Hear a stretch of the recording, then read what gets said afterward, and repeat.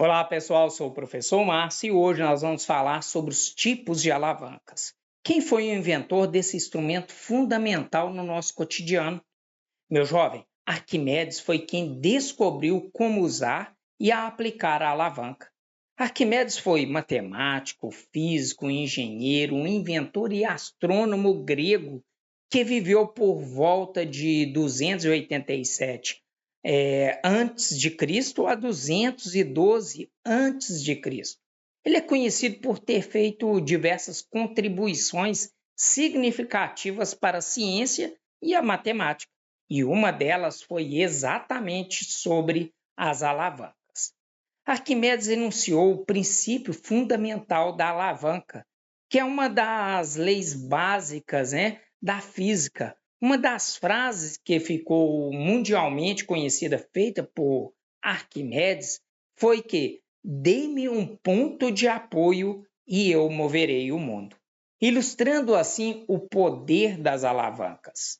Meus queridos, ele demonstrou que uma pequena força aplicada a uma extremidade de uma alavanca poderia movimentar uma carga muito maior que a outra extremidade, dependendo da distância de apoio entre eles, que isso é muito importante. Essa descoberta de Arquimedes sobre as alavancas teve uma grande importância não apenas na física, mas também na engenharia e em diversas aplicações práticas das alavancas em máquinas e dispositivos utilizados até os dias de hoje. É impressionante como os conceitos desenvolvidos há séculos atrás ainda têm tanta relevância para explicar tantos fenômenos em nosso cotidiano. Podemos pensar que Arquimedes foi um verdadeiro gênio em sua época e suas contribuições continuam a impactar o nosso mundo moderno. Sua curiosidade, criatividade e capacidade de observação foram essenciais para revolucionar a ciência e a matemática. É inspirador pensar como uma simples observação sobre as alavancas pode ter gerado tantas aplicações e avanços ao longo dos séculos. Vamos entender a aplicação deste conceito? Então, vem comigo.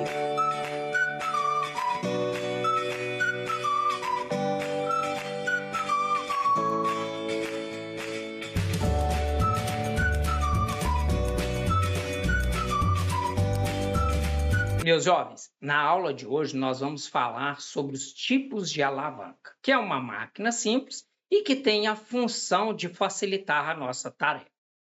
E esses tipos de máquinas nós encontramos nos parques de diversão, como a gangorra.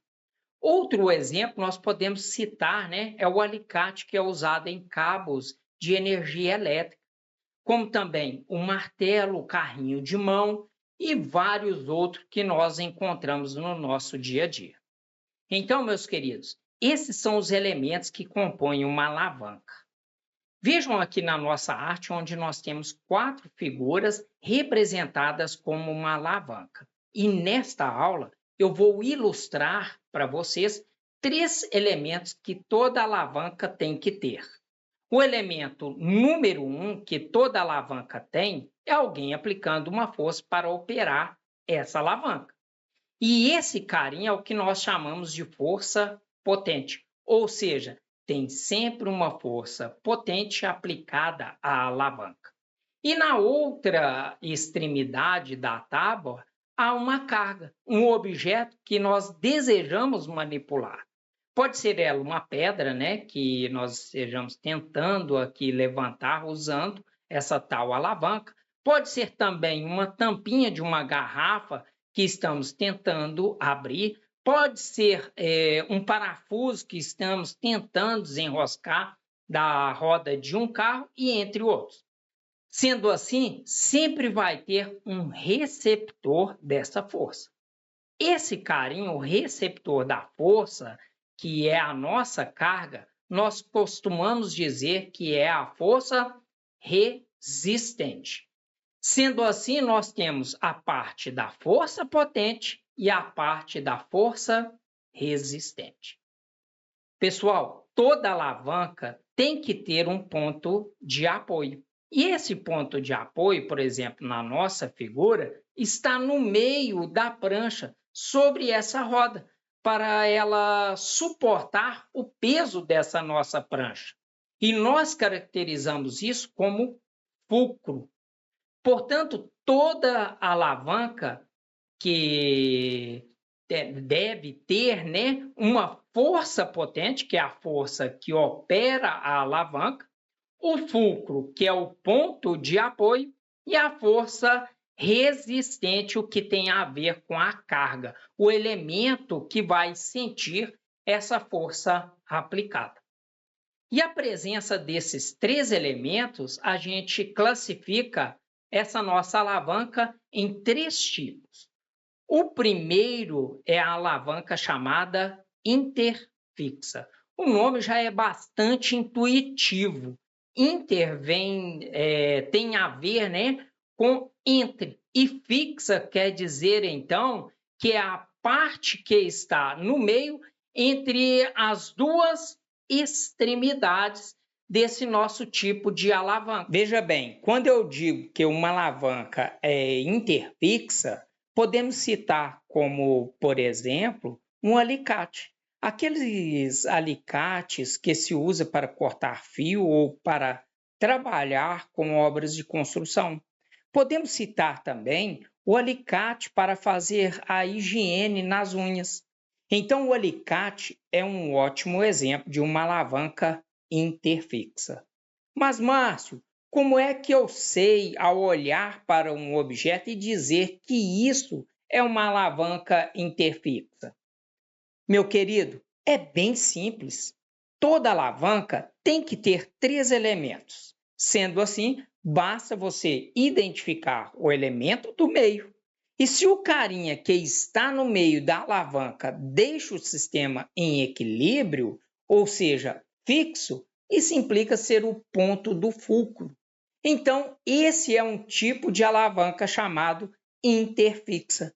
Bem simples assim. Imagina que tem uma pessoa operando esse alicate, como mostra na nossa figura. Essa pessoa aplica uma força nessa extremidade do alicate, ou seja, no seu cabo, e o lado que representa a carga é posicionado aqui na boca do alicate. Você reparou então que tem a parte potente em uma extremidade e a parte resistente em outra extremidade. E entre eles é o fulcro, a parte fixa, melhor dizendo, a interfixa. O segundo exemplo é a alavanca interpotente, e isso quer dizer que a força que está aplicada entre suas duas extremidades. Esse tipo de caso, né, seria os das pinças usado no trabalho em fazer as sobrancelhas ou tirando pelos do rosto das pessoas. Na nossa arte, na parte superior aqui da nossa figura, eu vou representar a parte fixa, onde aqui une os dois ramos da nossa pinça, o fulcro.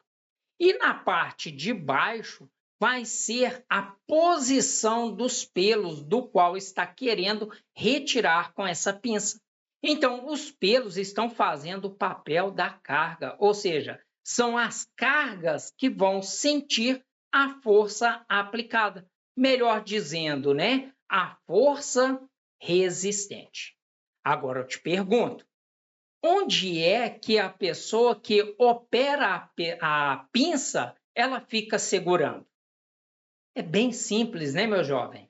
É exatamente entre a parte onde está a carga, que seria os pelinhos, e a parte fixa, onde une esses dois ramos da nossa pinça, ou seja, a interpotente, a força potente.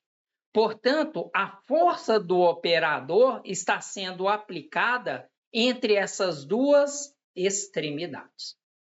O nosso terceiro exemplo representa a alavanca interresistente. O nome também é sugestivo, né? A parte da força resistente, ou seja, a carga, é o carinha que sente a força e ele se posiciona entre as duas extremidades da alavanca.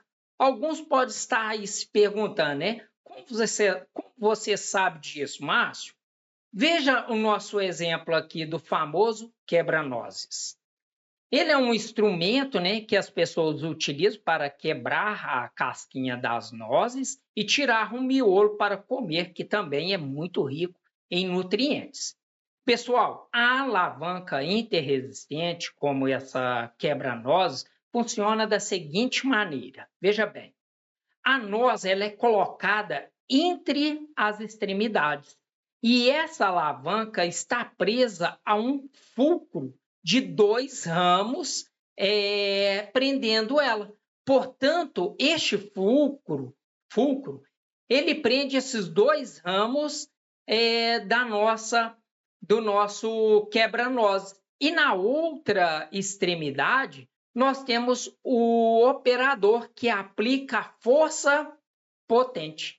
Então, nós temos aqui a força potente aplicada pelo operador em uma extremidade e temos também a parte fixa, o fulcro, na outra extremidade. E no meio, né, fica a carga, onde está a força resistente. E isso implica ser uma alavanca interresistente, ou seja, a quebra-nozes. Meus jovens, outro exemplo clássico de alavanca interresistente é o carrinho de mão. Aqueles usados mesmo nas obras de construção civil.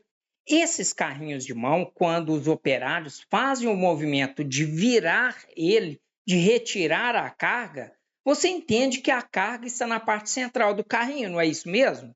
E a força do operador está em uma extremidade e o apoio na outra extremidade.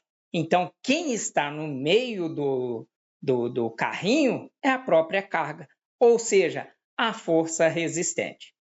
Meus queridos, essa é a nossa aula de hoje. Espero que tenham gostado. Não se esqueça do like e até a nossa próxima aula. Um grande abraço e fique com Deus.